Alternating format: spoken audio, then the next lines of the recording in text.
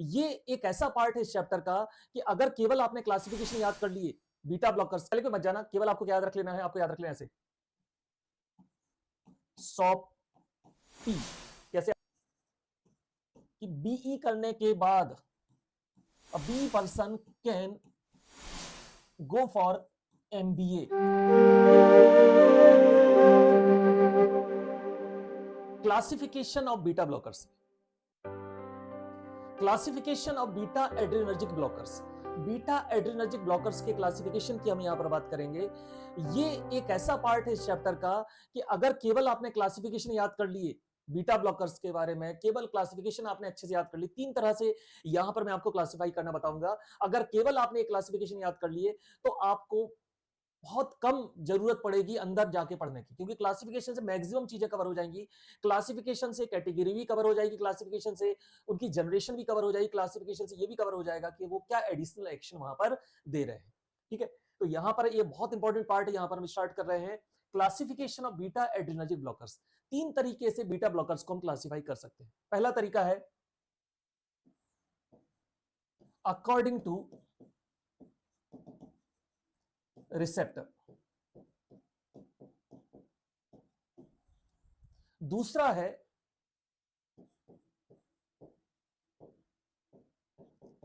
Generation wise, तीसरा है according to properties. कुछ स्पेसिफिक प्रॉपर्टीज है उसके अकॉर्डिंग क्लासिफाई करना। तो तीन मेन तरीके हैं जिनके अकॉर्डिंग हम बीटा ब्लॉकर्स को यहां पर क्या करेंगे, क्लासिफाई करेंगे। पहले आते हैं हम according to receptor.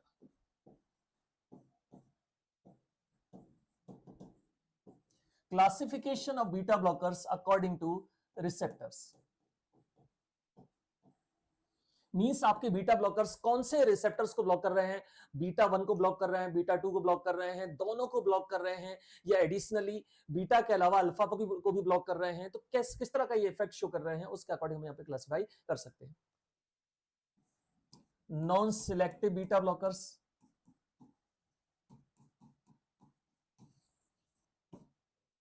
Selective beta 1 blockers,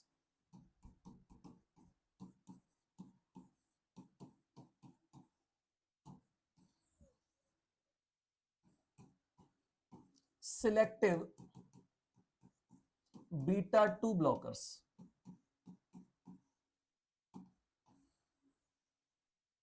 non selective beta blockers, selective beta 1 blockers and selective beta 2 blockers. Non selective beta blockers को फर्दर हम डिवाइड कर सकते हैं with intrinsic sympathomimetic activity,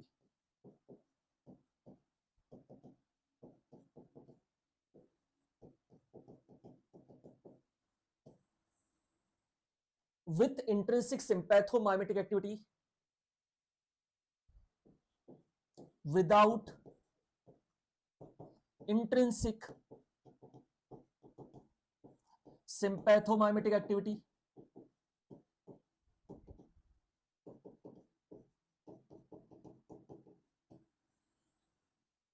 without intrinsic sympathomimetic activity, और तीसरा with additional alpha blocking property.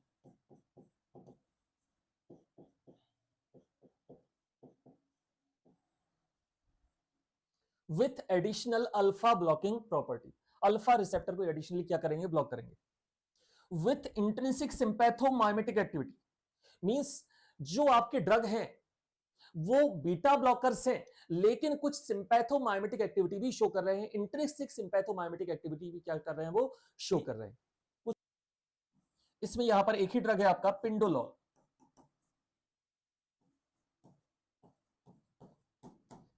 Without intrinsic sympathomimetic activity, without intrinsic sympathomimetic activity, इनको कैसे याद रख लोगे आप, ये वेल नोन ड्रग है, बहुत इंपॉर्टेंट ड्रग है, और जनरेशन वाइज जब हम इसको क्लासिफाई करते हैं तो फर्स्ट जनरेशन में इनको रखा गया है, सबसे पुराने ड्रग में से एक है जिनका यूज किया जाता है। इनको कैसे याद रख लोगे आप, इस पहले कोई मत जाना, केवल आपको क्या याद रख लेना है, आपको याद रख लेना ऐसे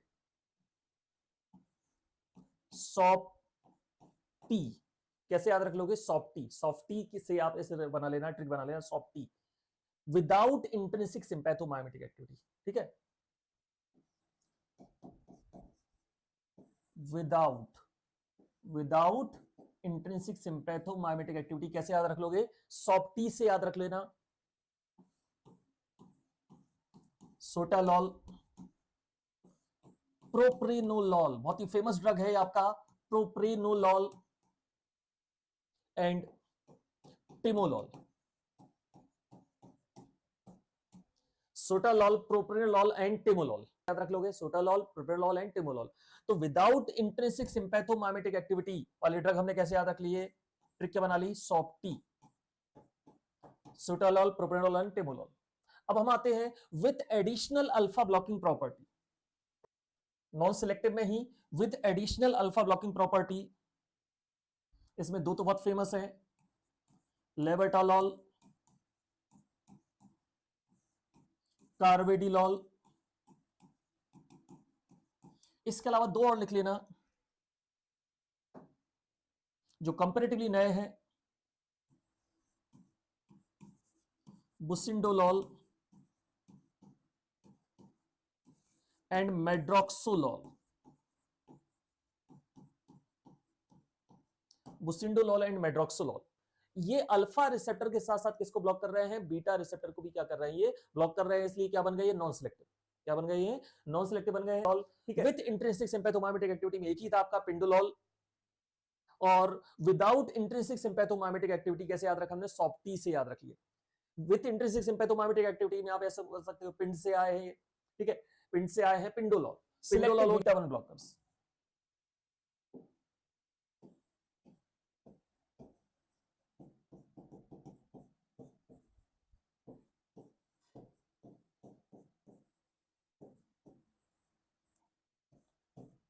सिलेक्टिव बीटा 1 ब्लॉकर्स। ठीक है, याद कैसे रखोगे? बेटा 1, जो ट्रिक हमेशा हम इस तरह से बनाते आए हैं, बेटा 1 से याद रख लेना। किसी का सबसे बड़ा बेटा है, वो सजेस्ट कर रहा है, क्या बोल रहा है?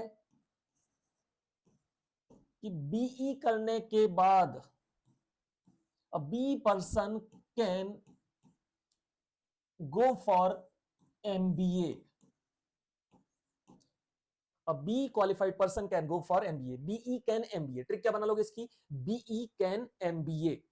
B से क्या हो जाएगा? बिसोप्रोलॉल, एक और B है यहां पे, बेटाक्सोलॉल,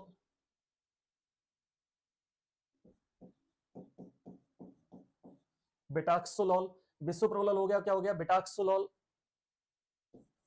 एस्मोलॉल, सेलिप्रोलॉल, सेलिप्रोलॉल। ए से दो हैं आपके, एटेनोलॉल, ये बहुत फेमस है एंटी हाइपरटेंसिव में, आपने सुना होगा, बहुत ही कॉमनली यूज ड्रग है एटेनोलॉल। एसीब्यूटोलॉल, एम से ये भी बहुत फेमस है, मेटोप्रोलॉल, काफी ज्यादा यूज किया जाता है एंटी हाइपरटेंसिव कैटेगरी में, मेटोप्रोलॉल, और नेविबोलॉल, क्या हो जाएगा? Nebivolol. So they all are selective beta 1 blocker. अब बीटा 1 रिसेप्टर का जो मेन इफेक्ट है वो कहां पर है? हार्ट पे है, इसलिए सिलेक्टिव बीटा 1 ब्लॉकर को हम क्या बोलते हैं? Cardio selective blockers, cardio selective blockers. Selective beta 1 blockers को हम क्या बोलते हैं? Cardio selective blockers. Okay, selective beta 1 blocker bisoprolol, celiprolol, atenolol, nebivolol, esmolol, metoprolol, betaxolol and acebutolol. Selective beta 2 blockers,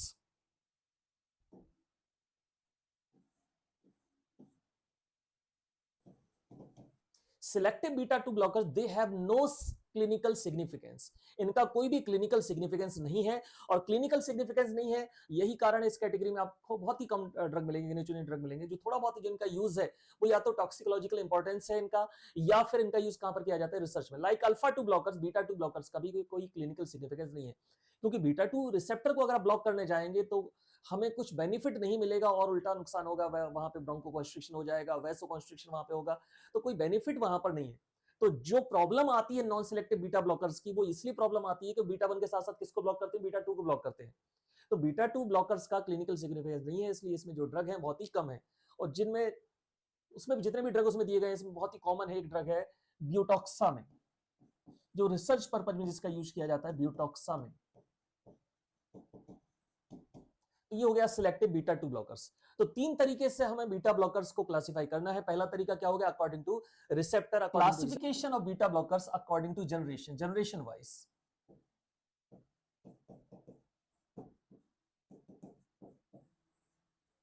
generation wise, first generation,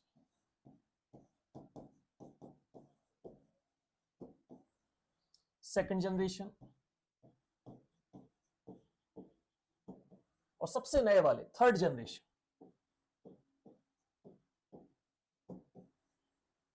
okay, first generation में वही drug जो भी हम पढ़ के आए हैं। कौन से वाले drug, without intrinsic sympathomimetic activity, कैसे याद रखा था हमने, सॉफ्टी वाले ड्रग। तो वही यहां पर आ जाएंगे फर्स्ट जनरेशन में, सोटालॉल, प्रोप्रेनोलॉल एंड टिमोलॉल। सेकंड जनरेशन में आ जाएंगे आपके बीटा 1 ब्लॉकर्स। सेकंड जनरेशन कौन से आ जाएंगे, बीटा 1 ब्लॉकर, स्पेशली जो इनके बाद जिनका यूज किया जाने लगा सिलेक्टिविटी के कारण, और जो कंपैरेटिवली कम एडवर्स इफेक्ट शो कर रहे थे, जो पेशेंट के लिए सेफ थे, बीटा 1 ब्लॉकर्स सेकंड जनरेशन में। इसको कैसे याद रख लोगे आप, सेकंड जनरेशन बीटा ब्लॉकर्स का क्या करवा लिया आपने, बीमा। क्या करवा लिया, बीमा। बीमा करवा लिया आपने सेकंड जनरेशन बीटा 1 ब्लॉकर्स का, ठीक है। बिसोप्रोलॉल, एस्मोलॉल। अगर आपने पहला वाला जो क्लासिफिकेशन है वो अच्छे से याद कर लिया तो हर जगह आपको हेल्प मिलेगी, क्योंकि वहां से हमें याद हो गया MBA can be can MBA, वो सारे बीटा 1 ब्लॉकर थे, सिलेक्टिव बीटा 1 ब्लॉकर्स थे। तो यहां भी हमारे लिए बेनिफिशियल होगा, याद रखना। बिसोप्रोलॉल, एस्मोलॉल, मेटोप्रोलॉल, और ए वाले दोनों आपके एटेनोलॉल एंड एसीब्यूटोलॉल। थर्ड जनरेशन ये कंपैरेटिवली बड़ी कैटेगरी है, क्योंकि इसमें ऐसे ड्रग आए जो बीटा ब्लॉक रिसेप्टर को ब्लॉक करने के साथ साथ कुछ एडिशनल प्रॉपर्टीज भी वहां पर शो कर रहे थे। They are having additional alpha blocking property, they are having additional alpha blocking property, they are having additional alpha blocking property. Alpha blocking, additionally alpha blocking effect show कर रहे हैं। इसमें कोई नए ड्रग नहीं, जो भी हम पढ़ के आए हैं वही सारे ड्रग रहेंगे, लेवेटालॉल, कार्बिडिलॉल, बुसिंडोलॉल एंड मेट्रोक्सोलॉल। तो इसमें कौन से हो जाएंगे, वही वाले आपके लाकर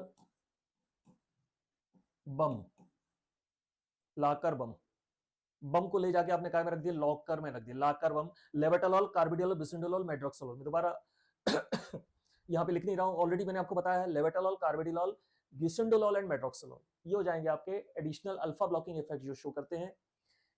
थर्ड जनरेशन में नेक्स्ट कैटेगरी आती है आपकी बीटा ब्लॉकर्स जो नाइट्रिक ऑक्साइड का रिलीज करवाते हैं। बीटा ब्लॉकर जो क्या करवाते हैं, नाइट्रिक ऑक्साइड का रिलीज करवाते हैं। अब बीटा ब्लॉकर्स नाइट्रिक ऑक्साइड का रिलीज करवाएंगे, मतलब इफेक्ट कौन सा आएगा, वैसोडायलेशन। अगर बीटा ब्लॉकर नाइट्रिक ऑक्साइड का रिलीज करवा रहे हैं तो इफेक्ट कौन सा आएगा, वहां पर वैसोडायलेशन इफेक्ट आएगा, वैसोडायलेटरी इफेक्ट वहां पर आएगा। इसे कैसे याद रखोगे, सैनी। इसको कैसे याद रख लोगे, सैनी से। सेलिप्रोलॉल, नेविबोलॉल, सेलिप्रोलॉल, नेविबोलॉल। तीसरा आता है potassium channel opener.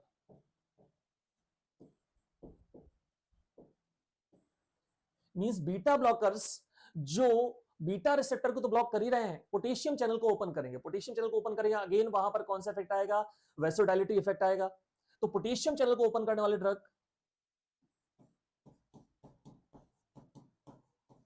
टिलिसोप्रोलोल, टिलिसोप्रोलोल TI. Next आ जाता है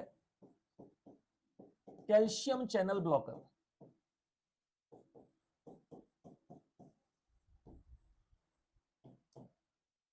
calcium channel blocker. Calcium channel blocker कैसे याद रखोगे, कैल्शियम चैनल को ब्लॉक करने के लिए बेटा ने, कैल्शियम चैनल को ब्लॉक करने के लिए बेटा ने कार गिफ्ट कर दी, कार गिफ्ट कर दी किसको, बेवन को, माइकल वेवन को, बेटा कार वेवन, बेटाक्सोलॉल, बेटाक्सोलॉल, कार्वेडिलॉल एंड बेवांटोलॉल, बेटाक्सोलॉल, कार्वेडिलॉल एंड बेवांटोलॉल। ये हो जाएगा आपका कैल्शियम चैनल ब्लॉकर। मींस ऐसे बीटा ब्लॉकर जो एडिशनली क्या शो करते हैं, calcium channel blocking effect show करते हैं। अगेन ये हमारे लिए कहां फायदेमंद हो सकता है, ये हमारे लिए फायदेमंद हो सकता है ब्लड वेसल्स को डायलेट करने के लिए, ये फायदेमंद हो सकता है हार्ट की एक्टिविटी को कम करने के लिए। थर्ड जनरेशन में लास्ट आता है आपका बीटा 2 एगोनिस्ट। मींस ऐसे ड्रग जो बीटा 1 रिसेप्टर को तो ब्लॉक कर रहे हैं और बीटा 2 रिसेप्टर के लिए एगोनिस्टिक एक्टिविटी शो कर रही है। ये हमारे लिए फायदेमंद है। कहां फायदेमंद है, क्योंकि अगर बीटा 2 एगोनिस्ट में कोई बीटा ब्लॉकर शो कर रहा है, बीटा 1 को तो ब्लॉक कर रहा है, बीटा 2 के लिए एगोनिस्ट है, तो उससे क्या फायदा होगा हमें, वैसोडाइलेशन आएगा, ब्रोंकाई प्रॉपर डायलेट रहेगी। मींस अस्थमेटिक पेशेंट के लिए वो क्या रहेंगे, सेफ रहेंगे। तो बीटा 2 रिसेप्टर के लिए अगर एगोनिस्टिक एक्टिविटी शो कर रहे हैं beta blockers, means beta 1 blocker है, बीटा 2 के लिए क्या शो कर रहे हैं, एगोनिस्ट भी शो कर रहे हैं। इसको कैसे याद रख लोगे आप, कैसे याद रख लेना, बॉक्सर, बोपिंडोलॉल, बोपिंडोलॉल, कार्टियोलॉल, बोपिंडोलॉल, कार्टियोलॉल एंड सेलिप्रोलॉल, बोपिंडोलॉल, कार्टियोलॉल एंड सेलिप्रोलॉल। ये हो गए आपके बीटा 2 एगोनिस्ट और ये हो गया हमारे थर्ड जनरेशन। ओके, तो ये हो गया जनरेशन वाइज। लास्ट में हम देखते हैं according to properties. According to properties में with intrinsic sympathomimetic activity,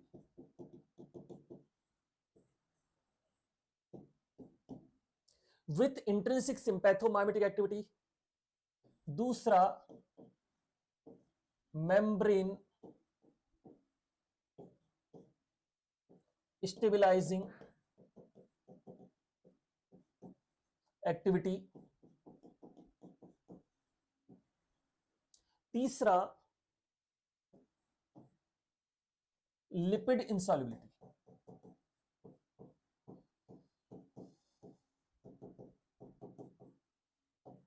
lipid इंसॉल्युबिलिटी, intrinsic सिंपैथोमाइमेट्रिक activity, वहां पर हमने पढ़ा था जब हम बेसिक क्लासिफिकेशन देख रहे थे, वहां पर मैंने देखा था केवल पिंडोलॉल था। यहाँ बहुत सारे और भी ड्रग हैं। अब आपके दिमाग में आएगा सर अकेला वहां पर पिंडोलॉल लिखा था, यहाँ बहुत सारे ड्रग और क्यों लिखे हैं, वहां इसलिए अकेला पिंडोलॉल लिखा था क्योंकि हमने वहां मेंशन कर दिया था नॉन सिलेक्टिव। अब यहां पर नॉन सिलेक्टिव के साथ साथ कुछ सिलेक्टिव भी रहेंगे ड्रग, लेकिन उनकी प्रॉपर्टी कौन सी रहेगी, इंट्रिंसिक सिंपैथोमाइमेटिक एक्टिविटी वो शो करते हैं। ठीक है, इसको कैसे याद रख लेना आप,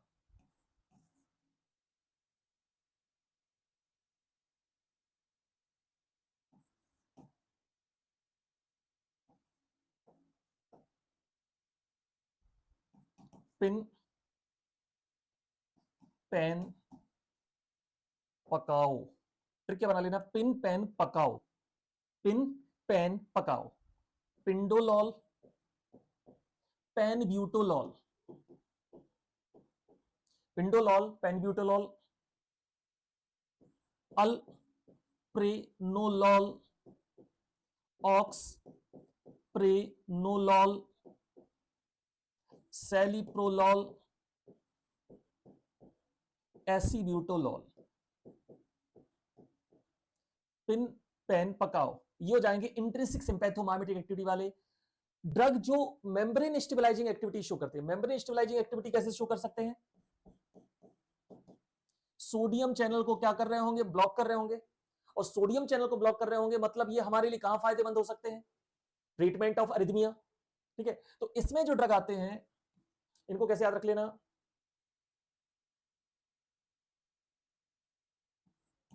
pro MLA, propranolol, metoprolol, लेवेटोलॉल,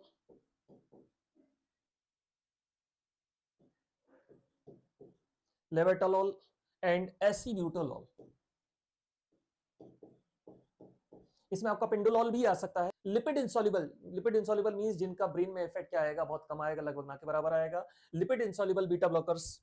चलो कैसे याद रखना है इसको?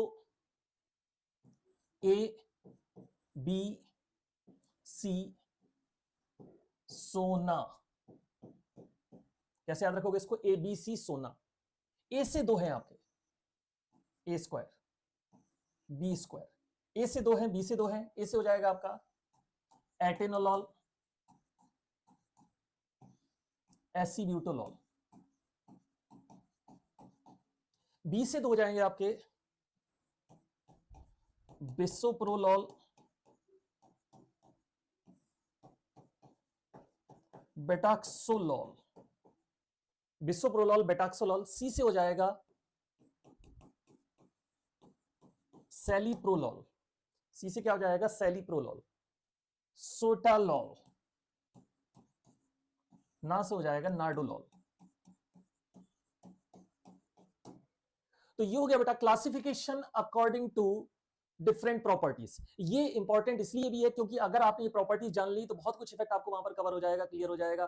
क्यों प्रोप्रानोलॉल को प्रेफर किया जाता है treatment of arrhythmia? Because of membrane stabilising effect भी शो करते हैं, सोडियम चैनल को ब्लॉक करते हैं। जो आपके इंट्रिंसिक सिंपैथोमाइमेटिक एक्टिविटी वाले ड्रग भी आपके वहां पे हो गए। जनरेशन वाइज भी हमने देखा तो वहां पे जो आपके बीटा ब्लॉकर्स हैं साथ में वो वैसोडाइलेटरी इफेक्ट भी शो कर रहे हैं, हो सकता है नाइट्रिक ऑक्साइड की रिलीज को बढ़ा रहे हो सकता है, वो बीटा 2 एगोनिस्ट भी शो कर रहा हो सकता है, वो कैल्शियम चैनल को क्या कर रहे हो? ब्लॉक कर रहे हो कैल्शियम चैनल को। ठीक है, तो ये तीनों ही क्लासिफिकेशन इंपॉर्टेंट है। सबसे पहले एक बेसिक क्लासिफिकेशन में देखा, बाकी दो क्लासिफिकेशन। अगर आप ये क्लासिफिकेशन अच्छे से कर लिया तो बहुत ही कम आपको जरूरत पड़ेगी आपको अंदर जाके पढ़ने की।